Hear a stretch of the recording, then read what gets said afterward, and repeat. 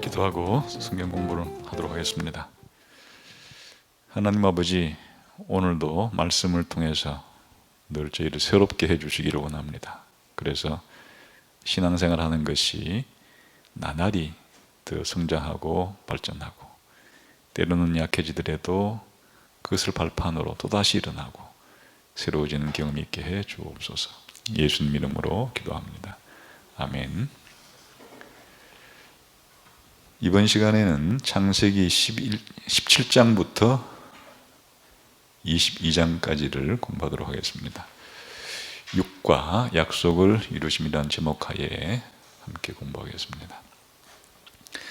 우선 창세기 17장부터 22장까지 전반적인 내용이 창세기 내에서 어떤 위치를 차지하고 있는가 한번 개관하는 의미에서 본문의 위치를 읽겠습니다. 시작. 하나님은 이제 아브라함으로 계명된 아브라함에게 너는 여러 민족의 아비가 될지라고 약속하시며 너는 내 앞에서 행하여 완전하라. 내가 내 언약을 나와 너 사이에 두어 너를 크게 번성하게 하리라고 말씀하신다. 아브라함이 소돔과 고모라를 대신해 싸우고 그들을 위해 하나님에게 중보기도 하며 그랄 왕 아비멜렉에게 복을 가져다 주는 모습을 볼 때 하나님이 아브라함을 통해 열방에 복을 주고자 하신 뜻이 입증된다. 우리는 이삭의 기적적인 출생과 아브라함이 이삭을 제물로 바치는 장면도 보게 된다. 이 모든 장면들을 통해 하나님의 신실하심이 명백히 드러난다. 이거는 이번 시간에 공부할 본문의 내용들을 소개한 거죠. 17장에는 할례, 아브라함 언약의 표지인 할례 제정이 된 얘기가 나오죠. 18장, 19장에는 무슨 내용이 나옵니까? 소돔 고모라 성에 대한 하나님의 심판이 나오죠. 20장에는 또다시 아브라함이 그라리단 지방에서 자기 아내 사라를 누이라고 속이는 사건이 또 한 번 발생하죠. 21장에는 드디어 이삭이 출생하는 내용이 기록이 됩니다. 그리고 22장에는 외아들을 사랑한 독자 이삭을 번제로 바치라 하는 하나님의 명령을 듣고 아브라함이 실행하려고 하는 이야기가 기록이 되어 있습니다. 자, 이런 이야기들 전체를 관통해서 흐르는 내용은 뭔가? 큰 그림 보겠습니다. 시작. 하나님은 자신의 약속을 지키시고 자기 백성들의 기도를 들으신다. 여기 이제 이렇게 아마 그 주제로 설정한 것은 이 본문 안에 기도에 대한 얘기가 나옵니다. 소돔 고모라 성 멸망하기 전에 아브라함의 중재 기도가 나오고 또 아비멜렉을 위한 기도도 나오고 뭐 이런 내용들이 나오죠. 자, 토론 부분을 공부하도록 하겠습니다. 우선 굵게 인쇄된 글씨를 큰 1번으로 하고 그 밑에 이제 나오는 문제들을 작은 1, 2, 3, 4번으로 분류해 가면서 공부하겠습니다. 큰 1번, 언약과 할례. 이 부분은 창세기 17장에 대한 공부입니다. 작은 1번 읽겠습니다. 시작. 창세기 17장 3, 8절에서 하나님은 아브라함에게 약속했던 언약을 거듭 말씀하신다. 이 약속은 후손과 땅 그리고 하나님의 임재에 대한 복을 그 중심으로 하고 있다. 자, 여기 이제 세 가지 내용이 다시 한번 반복된다는 겁니다. 시작. 먼저 후손에 대해 말하자면 하나님은 내가 너로 심히 번성하게 하리니 내가 네게서 민족들이 나게 하며 왕들이 네게로부터 나오리라고 약속하신다. 땅에 관해서는 내가 너와 내 후손에게 내가 거류하는 이 땅 곧 가나안 온 땅을 주어 영원한 기업이 되게 하실 것이라고 말씀하십니다. 마지막으로 나는 그들의 하나님이 되리라고 말씀하셨기 때문에 이 약속에는 하나님의 임재하심도 포함된다. 하나님의 약속은 그에 대한 반응을 요구하는데 이것이 곧 할례이다. 17장 9에서 14절을 유심히 읽어보라. 하나님의 약속이 자손에 대한 약속을 중심으로 하여 이루어진다고 볼 때 하나님은 왜 할례를 언약의 표정으로 정하셨는가? 어떤 점에서 할례는 언약의 표시로 가장 적절한가? 요 1번 문제는 창세기 17장 본문을 우리가 보겠습니다. 17장 보시게 되면 1절에서 8절까지는 여기 요약된 것처럼 다시 한번 아브라함에 대한 약속을 반복하는 거죠. 반복할 때는 똑같이 반복하는 게 아니라 반복을 하면서 뭐 한다 그랬습니까? 더 보충하고 보완하고 더 강화하고 이런 식으로 보충을 해가는 거예요. 자, 아브라함에 대한 기본적인 약속은 크게 두 개라 그랬습니다. 창세기 12장 2절의 약속은 뭐라 그랬습니까? 큰 국가를 만들어 준다는 건데 그거를 두 개로 인수분해하면 후손에 대한 약속과 땅에 대한 약속으로 나눌 수가 있고, 창세기 12장 3절의 약속은 만국이 아브라함을 통해서 복을 받게 될 거다. 만국 강복에 대한 약속이라고 할 수 있겠죠. 이제 이런 내용들이 지금까지 계속 반복되어 가는 겁니다. 그런데 17장에 오게 되면 이 아브라함 언약의 표지를 제정합니다. 그게 이제 할례라는 것으로 아브라함 언약의 표지를 제정했죠. 그 내용입니다, 지금. 그래서 이제 1절부터 8절까지는 다시 한번 지금까지 했던 약속을 반복한 내용이 기록되어 있고, 이 표지 제정에 대한 것은 하나님이 아브라함에게 요구하는 사항이에요. 할례를 항해하는 것은 아브라함이 해야 되는 거죠. 아브라함 후손이 해야 되는 거죠. 그러니까 약속을 한 것은 누가 지키는 행위입니까? 하나님이 지키는 거고, 그리고 이제 할례를 행하라 한 것은 아브라함 언약의 대상자들인 인간들이 해야 될 의무가 되는 거죠. 이제 그래서 그 내용이 뭔가 하는 거, 어떻게 의무를 행하라 하는 것인가, 이 부분은 굉장히 중요한 부분이기 때문에 성경 본문을 읽어보겠습니다. 창세기 17장 9절부터 14절까지 아브라함 언약의 표지가 되는 할례 제정에 대한 명령을 어떻게 행하고 계시는가 하는 거예요. 자, 같이 한번 성경을 펴서 읽어보겠습니다. 시작. 하나님이 또 아브라함에게 이르시되 그런즉 너는 내 언약을 지키고 내 후손도 대대로 지키라. 이건 이제 할례를 나중에 행하라고 하는 것은 의무이기 때문에 이렇게 표현한 거죠. 그 다음 시작. 너희 중 남자는 다 할례를 받아라. 이것이 나와 너희와 너희 후손 사이에 지킬 내 언약이니라. 너희는 포피를 베어라. 이것이 나와 너희 사이의 언약의 표정이니라. 너희는 대대로 모든 남자는 집에서 난 자나 또는 너희 자손이 아니라 이방 사람에게서 돈으로 산 자를 막론하고 난 지 8일 만에 할례를 받을 것이라.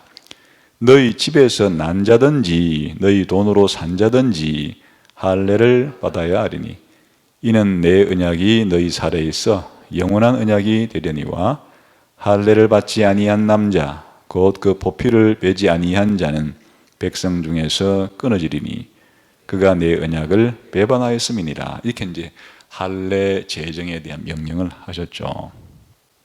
이때 왜 하나님이 아브라함 언약의 표지라는 것은 눈에 보이지 아니하는 약속을 눈에 보이듯이 상징적으로 드러내는 걸 가리키는 거예요. 왜 아브라함 언약 하면은 내용은 뭐라고요? 내용은 내가 너를 큰 국가 만들어주고 또 너를 통해서 만국이 복을 받을 거라 하는 게 아브라함 언약의 내용이에요. 근데 이 아브라함 언약의 내용을 마치 눈으로 볼 수 있도록 해주는 것 같은 그런 그림을 그려주는 표지로 뭘 설정했다고요? 할례라는 의식을 행하라. 그 할례가 바로 아브라함 언약의 표지 제정이 됐다는 것이에요. 문제는 뭐예요? 어떻게 이 할례가 아브라함 언약의 표지로 적합한가 그런 거예요. 하나 이제 이 내용과 연관해서 생각해 보자 그러면 노아 언약의 표지는 뭐였습니까? 무지개였죠. 노아 언약의 표지는 무지개였는데요. 홍수 이후 노아 언약의 내용은 뭐였어요? 세상 종말 때까지 하나님께서 이 세상을 유지시켜 준다. 다시는 홍수 같은 심판을 내리지 않는다. 이게 이제 내용이었기 때문에 자연계에다가 표지를 설정해 뒀단 말이에요. 무지개로. 그런데 아브라함 언약은 왜 할례라고 하는 표지를 제정했는가? 그러면 여기 보니까 할례는 뭐예요? 남자, 아브라함 집안에 있는 남자의 포피를 베어라. 이것은 이제 남자 생식기의 일부를, 껍질을 잘라내라는 거죠. 요즘은 이제 이걸 포경수술이라고 그럽니다. 요즘 용어로서는. 그러니까 이제 할례라는 것은 남성에게 행하는 포경수술을 가리키는 것인데, 이게 왜 아브라함 언약의 표지가 되었을까? 뭘 것 같아요? 여기에 지금 표현되어 있는 것 자체가 지금 부위를 생각해 보세요. 사람의 살, 신체에다가 표지를 만드는 건데, 아까 무지개는 어디다가 표지를 만든 거예요? 자연계에다가 지금 표지를 만들어 놓은 거잖아요. 근데 아브라함 언약은 사람의 몸에다가, 살에다가 표지를 만들어 놨어요. 만들어 놨는데 그 표지가 뭐 귀라든지 뭐 코라든지 뭐 머리라든지 이런 부위가 아니고, 그 포경수술이라는 그 부위는, 포피라고 하는 그 부위는 남자의 생식기관, 자손을 낳는, 후손을 낳는 데 필요한 기관이죠, 그게. 그러니까 이제 자연스럽게 무엇이 연결되는가 하면 바로 그 할례라고 하는 언약의 표지는, 아브라함 언약의 핵심이 뭐예요, 지금? 아브라함의 후손에 대한, 그 후손에게 땅을 주고, 또 아브라함의 후손을 통해서 만국이 복을 받고, 전부 다 초점이 아브라함의 후손에 대한 약속이기 때문에, 그래서 바로 그 표지도 후손을 낳는 기간에다가 그렇게 하게 했다, 그렇게 생각하면 되겠죠. 그래서 이제 할례를 생각할 때 물론 이제 깊은 의미가 많겠죠. 많겠으나 가장 분명한 것은 왜 그 남자의 생식 기간에다가 언약의 표지를 만들어 두라고 했는가 하면, 그것이 아브라함에 뭘 상기시켜줘요? 후손에 대한 약속을 상기시켜주는 것과 관련되어 있다. 뭐 그렇게 생각하면 되겠어요. 이거는 이제 이 교재에 그 성경신학 메시지에 잘 설명해 놨어요. 아주 간략하지만 중요한 내용을 잘 설명해 놨어요. 거기 한번 읽어보겠습니다. 56페이지. 설명 읽어보겠습니다. 시작. 아브라함 언약의 정표는 할례다. 그렇죠. 자, 그러면 할례 의미가 뭔가? 할례, 시작. 할례는 정결의 필요성을 보여준 그림과 같다. 이스라엘 백성은 여호수아 시대에 약속의 땅으로 들어가기 위해 요단강을 건너간 후 곧바로 모든 세대를 막론하고 할례를 받는다. 그러자 하나님은 내가 오늘 애굽의 수치를 너희에게서 떠나가게 하였다고 선포한다. 그러니까 할례의 한 가지 의미는 정결의 필요성을 보여준다, 그런 뜻이고, 두 번째, 시작. 남성의 포피를 베어내는 할례는 후손들이 모든 세대에 걸쳐 복을 받을 것을 상기시켜준다. 이게 두 번째는 그 할례를 행하는 할례 의식을 행하는 표지가 바로 남성의 포피를 베어내는 것인데, 이것이 바로 후손들에 대한 약속, 후손에게 복을 주겠다고 하는 약속을 상기시킨다. 세 번째, 시작.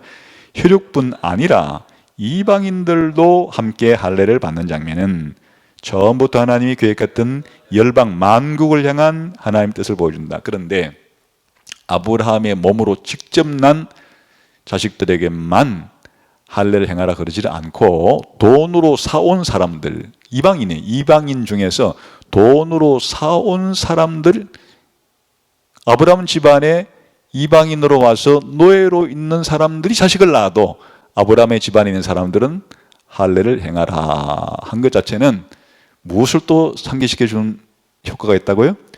아브라함의 언약이 아브라함을 통하여 만국이 복을 받을 거라라고 하는 것을 상기시켜 준다, 그런 말이죠. 그 다음에 시작. 할례를 받지 않는 사람은 백성 중에서 끊어지게 된다. 할례는 곧 하나님의 언약 백성된 신분을 공식적으로 나타내는 육신적 구분인 것이다. 그러니까 이제 할례가 하나님 백성이라는 신분증이에요. 그래서 할례를 받지 않는 사람은 백성 중에서 끊어진다. 다시 말하면 할례를 받지 않으면 하나님 백성의 신분증이 없다는 뜻이에요. 할례를 거절하는 것은 하나님 백성의 공동체로부터 떠날 것을 거절하는 거예요. 그러니까 할례는 하나님 백성이라는 공동체의 가입 표시, 신분 표지다, 그런 뜻이기도 하죠. 또 이제 신약 성경과 연관된 할례의 의미는 어떤 식으로 발전하는가 하면 그다음에 시작. 그러나부터 시작. 그러나 할례는 사실상 하나님의 백성 안으로 들어옴이 지니는 영적인 효력을 상징적으로 가르쳐준다. 어떤 의미에서 시작. 모세는 백성들에게 이렇게 말한다. 그러므로 너희는 마음의 할례를 행하라. 하나님은 이스라엘 포로에서 돌아오신 후에 이스라엘 백성의 마음과 그들 자손의 마음의 할례를 베푸실 것을 약속하신다. 육신의 할례 자체만으로 충분한 게 아니다. 예수님 시대에 할례 받은 유대인들은 사실 마음과 귀의 할례를 받지 못한 사람들이었다.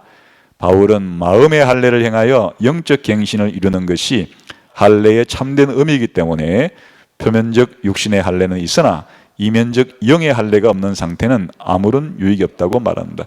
할례의 상징적 의미는 육신에 했지만은 사실은 마음의 할례를 가리키는 것이다. 그래서 신약 시대에 오게 되면 아무리 육신의 할례를 받아도 마음의 할례를 받지 못한 사람은 참으로 하나님 백성이 될 수가 없다. 그래서 마음의 할례를 받는 것이 바로 참된 하나님 백성의 표지다. 해서 신약 세례의 의미로 건너가는 것이에요. 그래서 이제 할례의 육신에 행한 것은 사실 마음에 행하는 것을 가리키는 것이다. 누가? 성령님이 마음의 변화를 일으키시는 그와 같은 것을 상징적으로 말하는 거죠. 자, 이렇게 이제 할례 이외에도 할례 의미를 더 깊게 생각할 수 있겠어요. 거의 할례만 가지고 책을 한 권의 분량으로 쓴 사람도 있고 하니까 내용이 많아요. 그러나 이제 요 문제 푸는 데 정도로 간결하게 이 정도로 정리했으면 굉장히 정리를 잘한 거예요. 그럼 아까 그 첫 번째 언약과 할례의 작은 1번에 하나님은 왜 할례를 언약의 표종으로 정하셨는가? 어떤 점에서 할례는 언약의 표시로 가장 요 문제 아까 설명에서 나왔죠? 아브라함의 후손이 모든 세대에 걸쳐 복을 받을 거라 하는 것에 대한 것이다. 그 뜻이 되겠죠. 자, 그 다음 작은 2번 시작. 아브라함은 아브라함의 이름을 아브라함으로 바꿔주시며 사라의 이름도 사라로 바꿔주신다. 이후 하나님은 사라에게 복을 주시고 그녀의 태를 통해 자녀를 얻게 하실 것이라는 약속을 다시 한번 상기시켜 주신다. 창세기 17장 15절 21절과 18절에서 9절 15절을 읽어라. 하나님이 말씀하시는 장면에서 아브라함과 사라가 보여준 믿음 없는 모습에 대해 어떻게 생각하는가? 그 할례의 제정 말씀 다음에 보면 이제 하나님이 아브라함에게 한번 그 내용을 볼까요? 뭐라고 이제 말씀해 주시는지 17장 15절부터 한번 읽어봅시다. 21절까지 시작. 하나님이 또 아브라함에게 이르시되 내 아내 사레는 이름을 사레라 하지 말고 사라라 하라. 내가 그에게 복을 주어 그가 내게 아들을 낳아주게 하며 내가 그에게 복을 주어 그를 여러 민족의 어머니가 되게 하리니 민족의 여러 왕이 그에게 나리라. 여기 민족은 전부 국가로 번역하면 더 정확한 번역입니다. 시작. 아브라함이 엎드려 웃으며 마음속으로 이르되 100세 된 사람이 어찌 자식을 낳을까? 사라는 90세니 어찌 출산하리요? 하고 아브라함이 이에 하나님께 아뢰되 이스마엘이나 하나님 앞에 살기를 원하나이다. 지금 이제 하나님이 너의 아내 사례를 통해서 이삭이라고 하는 후손을 줄 거다 하니까 아브라함이 믿었습니까? 안 믿었습니까? 믿었어요? 안 믿었어요? 안 믿었죠. 제대로 믿을 수가 없어요. 웃었어요. 이때 아브라함의 웃음은 하나님 약속을 믿었다는 웃음이 아니라 믿기 힘들다는 웃음이, 불신의 웃음이. 불신의 웃음이라는 것을 뭘 가지고 갈 수 있어요? 이렇게 말하잖아요. 나는 100세고 내 아내는 90세인데 어찌 자식을 낳을까? 불가능하다. 그런 뜻이에요. 그래서 그 다음에 또 불신의 웃음이라는 게 뭘로 증명이 돼요? 그냥 이스마엘이나 잘 살았으면 좋겠습니다. 그러니까 지금 이 웃음이 믿은 신앙적인 웃음이 아니에요. 지금 불신의 웃음이라는 뜻이죠. 그래서 하나님이 그 다음에 약속을 또 해주는 것이 19절 시작. 하나님이 이르시되 아니라 네 아내 사라가 네게 아들을 낳으리니 너는 그 이름을 이삭이라 하라. 내가 그와 내 언약을 세우리니 그의 후손에게 영원한 언약이 되리라. 그래, 네가 이스마엘만 살겠다고. 그래, 이스마엘에 대해서 약속, 내가 계획이 있어. 시작. 이스마엘에 대하여는 내가 네 말을 들었나니 내가 그에게 복을 주어 그를 매우 크게 생육하고 번성하게 할지라. 그가 12조종을 낳으리니 내가 그를 큰 나라가 되. 이때 큰 나라라는 말이 12장과 똑같은 단어예요. 내가 12장 2절에 큰 나라를 만들어준다 그랬는데 개역 개정에서는 큰 민족이라고 번역해 놨잖아요. 지금 여기서는 17장 20절에서는 이스마엘에게 큰 나라 만드는 똑같은 단어예요. 그러니까 그 앞에 12절도 큰 나라라고 번역했으면 더 일관성이 있었겠죠. 이제 지금 핵심은 그게 아니고 21절 시작. 내 언약은 내가 내년 이 시기에 사라가 네게 아들을 이삭과 세우리라. 그러니까 하나님이 너희의 아내 사라를 통해서 이삭을 낳게 주겠다. 이삭이 바로 내가 약속한 후손이다. 이렇게 말할 때 아브라함이 웃었단 말이에요. 이때 웃음은 뭐라고요? 불신의 웃음이었다. 이것이 증명이 되죠. 그 다음 18장에도 가보면 또 같은 얘기가 반복이 돼요. 18장에 가면 18장 9절 15절 읽읍시다. 지금 이제 사라를 통해서 이삭을 준다는 얘기는 지금 누구한테 한 얘기입니까? 17장에서는 아브라함한테 한 얘기고 18장에는 사라한테도 얘기를 해주는 거예요. 자, 18장 15절부터 시작. 사라가 두려워서 이르되 내가 9절부터 15절까지 시작. 그들이 아브라함에게 이르되 네 아내 사라가 어디 있냐 대답하되 장막에 있나이다. 그가 이르시되 내년 이맘때 내가 반드시 네게로 돌아오리니 네 아내 사라에게 아들이 있으리라 하시니 사라가 그 뒤 장막문에서 들었더라. 계속해서 아브람과 사라는 나이가 많아 늙었고 사라에게는 여성의 생리가 끊어졌는지라. 사라가 속으로 웃고 이르되 내가 노쇠하였고 내 주인도 늙었으니 내게 무슨 즐거움이 있으리요. 자, 3절까지 시작. 여호와께서 아브라함에게 이르시되 사라가 왜 웃으며 이러기를 내가 늙었거늘 어떻게 아들을 낳으리요 하느냐. 여호와께 능하지 못한 일이 있겠느냐. 기한이 이를 때에 내가 네게로 돌아오리니 사라에게 아들이 있으리라. 사라가 두려워서 부인하 이르되 내가 웃지 아니하였나이다. 이르시되 아니라 네가 웃었느니라. 18장에서는 소돔과 고모라 성을 심판하러 내려온 천사들이 이제 누구 들으라고 지금 이 얘기를 또 한 번 해주는 거니까 사라 들으라고 이 얘기를 한 번 더 반복을 해주는. 사라가 들었어요 안 들었어요? 장막에서 들었단 말이에요. 듣고 사라가 웃었어요. 그 사라가 웃은 것은 믿음의 웃음이에요? 불신의 웃음이에요? 역시 불신앙의 웃음이에요. 이유가 뭐예요? 내 남편도 늙었고 나도 늙었는데 어찌 자식을 낳을 것이냐 이 말이에요. 내 남편도 늙었고 나도 늙었는데 어찌 자식을 낳겠습니까? 근데 실제 여기에 중요한 그 얘기를 해설자가 해줘요. 사라가 이미 이제 이때 어떻게 됐다고요? 경수가 생리가 끊어졌다. 자식을 낳을 수 없는 몸이 됐다는 것이에요. 생물학적으로 말하면 그 난자를 더 이상 배출할 수 없는 정자 난자가 합해져야 자식이 생기는데 더 이상 이런 그 여성의 생리를 끊어졌다. 생물학적으로 자식을 낳을 수 없게 된 상태다. 근데 자기를 통해 자식을 낳겠다 그러니까 픽 하고 웃었다 그거예요. 그래 이제 하나님이 너 왜 웃냐 그러니까 안 웃었습니다. 발병을 빼도 네가 웃었지 않냐. 그래 웃었지 하나님이 그 말씀하실 때 왜 이 사라가 이렇게 웃는가 하니까 도저히 자기가 이제 자식을 낳을 수 없는 몸이 됐는데 그런 일이 난단 말인가 이렇게 하니까 하나님이 이 사라의 웃음이 불신이라는 것을 어떻게 말해주고 있어요? 내 능력은 능치 못한 일이 없다 이렇게 말해주잖아요. 그러니까 사라의 웃음도 불신의 웃음이죠. 자, 그래서 17장과 18장을 읽어보니까 하나님이 말씀하시는 장면에서 아브람과 사라가 보여준 믿음 없는 모습은 어떻게 생각하는가? 둘 다 웃었어요. 아브라함도 웃고 사라도 웃고 이 웃음은 불신의 웃음이었다. 불신으로 표현이 되었죠. 믿기 힘들었겠죠. 아브라함도 나이도 사라도 다 이제 자식을 낳을 수 없는 생물학적으로는 불가능 판정을 받을 정도의 몸이었으니까 그렇게 된 거예요. 자, 그 다음에 3번 부분은 창세기 17장 23절에서 27절까지 또 내용이 나옵니다. 시작. 이러한 불신의 모습에도 불구하고 아브라함은 아들 이스마엘과 자기 집의 모든 남자에게 할례를 행하며 여전히 하나님의 약속에 순종으로 반응한다. 할례 언약이 아브라함의 생물학적 자녀들에게만 국한되지 않고 그 집의 모든 남자, 곧 집에서 태어난 자와 돈으로 이방 사람에게 사온 자까지 모두 포함한다는 점에 주목하라.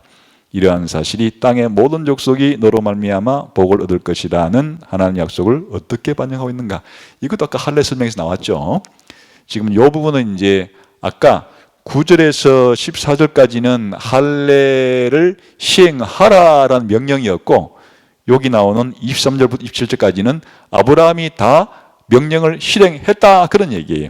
실행했는데 이제 특징이 뭔가니까 자기 집에 있는 종들까지 다 그렇게 시행했다 하는 이 얘기가 아까 뭘 의미한다 그랬어요?